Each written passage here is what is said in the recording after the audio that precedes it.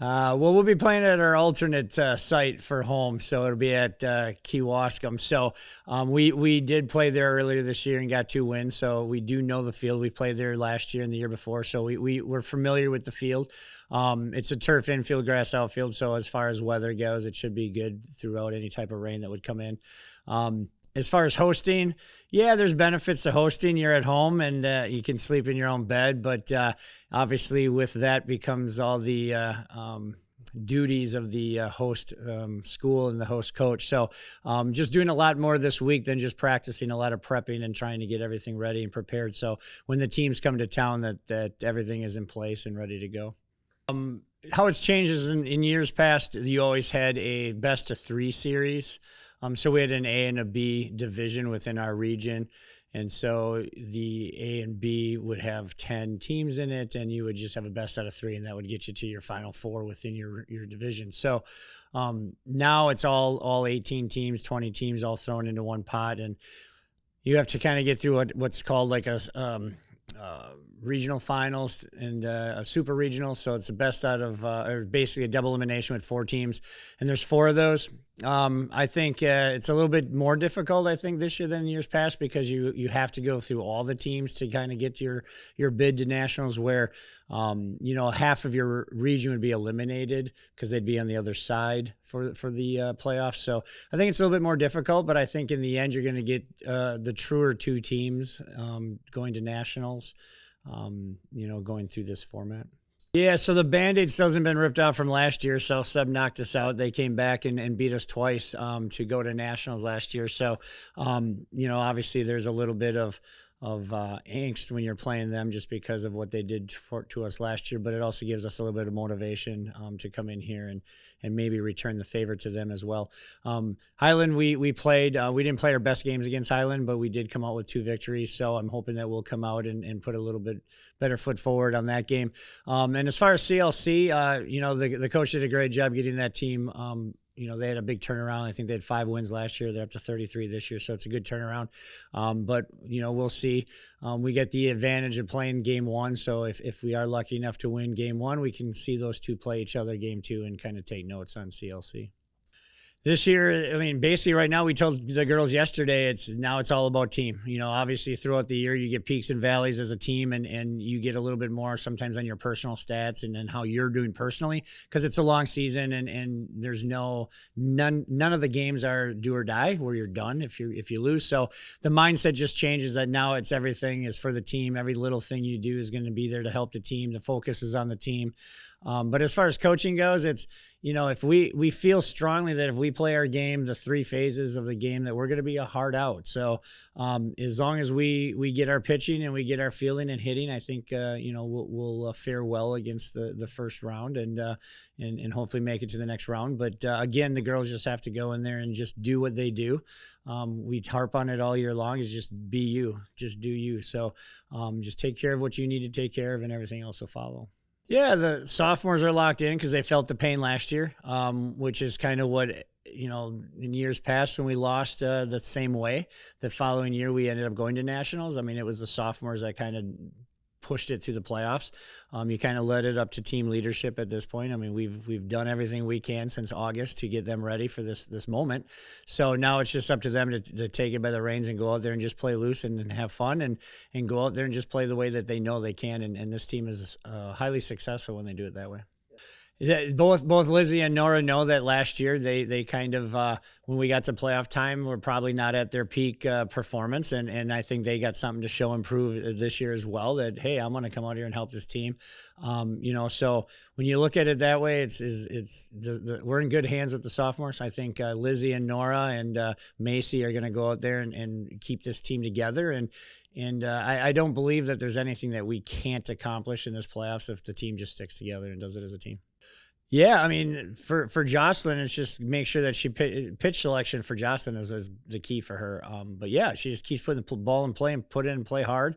So she just has to. She's done a really good job defensively for us, and then that's kind of where we're better than what we were last year, maybe. Defensively, just everywhere on the field, I think we're just a little bit better. We're a little older. We're a little bit better, a little bit more athletic. So I think, defensively, which was a strong suit last year, but I think right now, if you were to ask me what's the biggest difference between last year and this year, it's probably the pitching. I think Macey has grown a ton since last year, and then Holly has come in here and impressed as a freshman. That ain't going to change. People can watch this video all they want and take from it what they may, but we're going to bunt, we're going to squeeze, we're going to put the ball in play, we're going to steal bases when we can. That's just the way we play softball. Everyone in our region knows it, and it's just a matter of if we can execute it or not. If we execute, we're tough. I mean, it's not going to be any surprise. I want to put runs on the board because we have two solid pitchers that if we give them run support and with a solid defense, I mean, that's basically a key to victories for us. As far as our pitching plan, we're just sticking with what we know and what we've done all year. I mean, it's kind of twofold. You obviously want to pitch to your pitcher's strengths, but then we also spend a lot of time studying opposing teams' hitters. I've already been looking at Highland and South Sub, our games from when we played them earlier this year, and just kind of how if we want to change anything. But we're just going to attack, same as always. I mean, right now, after talking with them, they're not tired yet. Arm speed's not going down. They just had a couple really solid bullpen sessions this week. They're looking sharp, accuracy staying sharp, speed staying up. I just think they need to stay calm, cool, and collected, and they know we say it all the time. You can only control what you can control on the mound, and the rest is just going to be what it is. So I think if they stay in their element and within themselves, they'll do just fine. Yeah, I mean, I think Macey and Holly have been super efficient for us all year. I mean, pitch numbers are down. Runs scored has been insanely down. I mean, Holly's sitting right at a 2.0 average. Macey's about like a 1.3 to a 1.5 average ERA. So they're crushing it on the mound. If our bats do happen to go cold, our pitchers know it's kind of been our goal. We need to try and keep teams to a minimum of 5 runs, just because we think we can outscore teams if we hold it to them. I mean, there's been a ton of games that it's been a 3-2 loss or 3-2 win. So holding teams under that 5-run mark. And so they know there's pressure on them, but they've handled the pressure all year, and I know they'll thrive throughout the playoffs. I think it's more so just keeping calm in the chaos. Everyone tends to get amped up for playoff games and or big rival games, as they should. But just kind of being that calming presence. If something doesn't go our way, it just happens. It's just one pitch. It's just one at bat. So we're going to stay calm, stay within ourselves, and continue to push forward. Yeah, I mean, Macey's made huge strides. A ton of it is mentally, just having that year of experience. Unfortunately for her last year, there was no real upperclassman pitcher to teach her, kind of the way of the world in the region. So she kind of had to figure that out on her own. And I think this year, going into last summer into this year, she knew what she needed to work on. And the expectation was, hey, we need to come in here super fundamentally sound starting in the fall. She came in fundamentally sound. She was ready to work. She did not have a bad year last year, but she knew she could get better. And so we actively work on it multiple times a week. She's just grown in her maturity. She knows not to let any outside noise or anything in the game kind of, rattle her in a sense where it may have in years prior. But she's just been really calm. I mean, you'll often see her taking deep breaths on the mound throughout the game just to kind of slow it down like we often talk about. But she's going to be huge for us in the playoffs, and she's been an incredible mentor to Holly. So the hope is, Holly's had a dynamite year. She continues to finish this year strong, and then she becomes that mentor to all of our freshmen coming in next year. Yeah, I mean, I think it could go either way, really, if coaches prepare correctly.